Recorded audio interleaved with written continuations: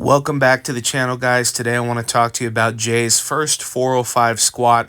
About 3 to 6 months ago, we started talking about the 405 squat, and he decided that he had to have this before his 18th birthday. And so at 185 to 190 pounds, about a week before his 18th birthday, he hit 405 for the first time, which is very impressive. So congratulations to him.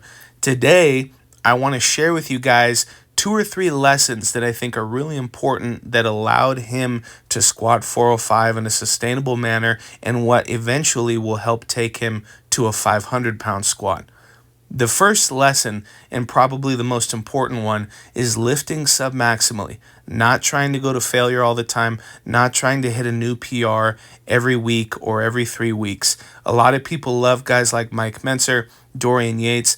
The idea of training hard and training to failure makes a lot of sense, but in my opinion and in my experience, it does not work in the long term. That doesn't mean that you'll never go to failure or you'll never push it to the limit, but you have to be strategic about how you do it, and you can't do it all the time as a training strategy. You have to spend most of your time building up the base of your strength with submaximal weights, doing 5 sets of 5, 5 sets of 8, 3 sets of 10, 3 sets of 3, whatever it is. And that's one of the most important factors that I think took his squat from around 345 all the way up to 405.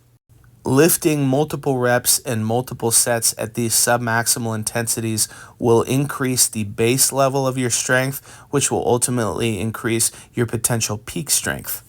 And keeping that same theme of just building yourself up with more work and more reps is not neglecting bodybuilding, doing dumbbell work, isolation work, unilateral work, stuff that a lot of times guys don't do because they're so in love with lifting heavy and the squat, bench, and deadlift. But when you don't do the bodybuilding work, the isolation stuff, you're leaving so many pounds on the bar that you could be lifting by just getting yourself bigger and isolating your body parts and getting them stronger individually, very often in ways that are neglected by the heavy barbell lifts. The third and most important factor is just consistency. You guys have heard this 1,000 times, but you're going to hear it another 1,000 times because there's so many guys who don't take their fitness to that next level because they have a busy work or school schedule.